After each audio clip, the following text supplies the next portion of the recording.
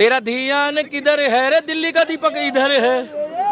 तो भाई साहब पुष्पा 2 जैसी मूवियों को हम देखेंगे और देश के लिए धर्म के लिए। भैया पुष्पा 2 देखोगे कि नहीं देखोगे? बिल्कुल देखेंगे। देखोगे भैया? कौन कौन?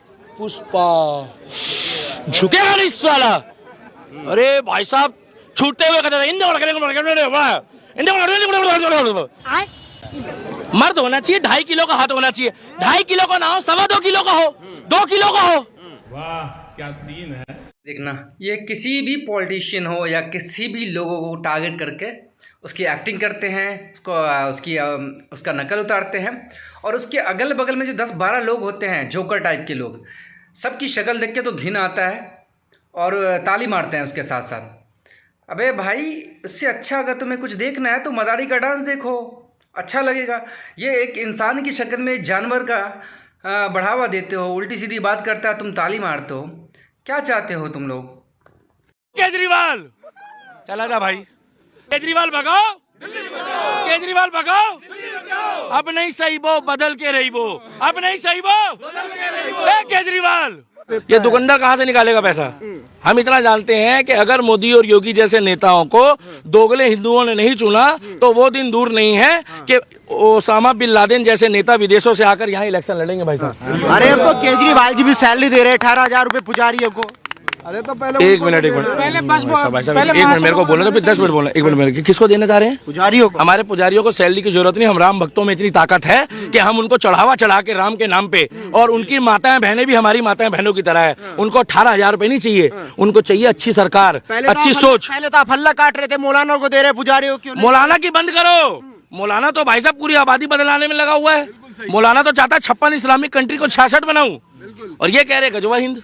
गजवा हिंद तो छोड़ो, तुम योगी को आने तो एक जगह लेके दिखा देना, तुम्हारे को कह रहा हूँ माँ कसम ठटरी बांध देगा तुम्हारी। मैं कह रहा हूँ भारत में रुक के करेंगे भाई साहब, इनको बवासीर भी तो करनी है। मैं जब करता हूँ ना तो 150-200 रुक जाओ। भारत में 4 लोगों को एक प्लेटफॉर्म पे खड़ा कर दो। मैं बहुत सोच समझ के नाम ले रहा हूँ। एक कर दो भाई साहब इधर तुम योगी आदित्यनाथ को। मोदी जी बढ़िया आदमी है, हम मोदी जी के साथ हैं, मगर वो बड़का भैया है। मोदी जी हमारा ताऊ है। का अयू चाचा लगे? चच्चा बड़ा खतरनाक है, वो राम की तरह है और ये लक्ष्मण जी की तरह है। थोड़ा सा एक बार सुन लो भाई साहब, ये 250 साल जो देश गुलाम रहा है ना भाई साहब, ये हिंदुओं के चक्कर में रहा है। अगर कोई बोल रहा है तो सुन लो, नहीं तो मैं चला जाऊंगा, मेरे को कोई दिक्कत नहीं है। हेलो फ्रेंड्स, मेरे जितने भी भाई हैं, हिंदू भाई हैं, सनातनी भाई हैं, जिस भी धर्म के लोग हैं, मैं सबसे एक रिक्वेस्ट करना चाहूँगा, बहुत ही पोलाइटली, प्यार से, मोहब्बत से।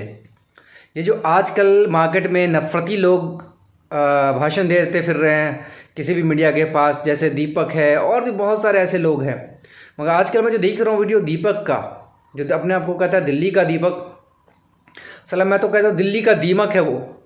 ठीक है, जो दीमक नहीं होता है, जो खोखला कर देता है, वो है दिल्ली का दीमक।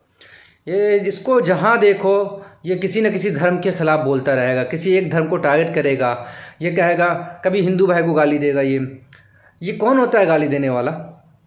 ये कहता है मैं हिंदू भाई को जगा रहा हूँ। अबे कुत्ते, तू क्या जगाएगा किसी को? जो हमारे अच्छे भाई हैं ना हिंदू भाई, वो ऑलरेडी जगा हुआ है। ठीक है, मैं आज तक अपनी ज़िंदगी में नहीं देखा इस तरह का माहौल, जिस तरह का माहौल बनाया जा रहा है। हिंदू भाई जागो, हिंदू जागो। अबे भाई, वो कुछ सोया हुआ क्या? तुम जैसे कुत्ते जगाएंगे क्या? तुम जैसे भड़वे जगाएंगे क्या?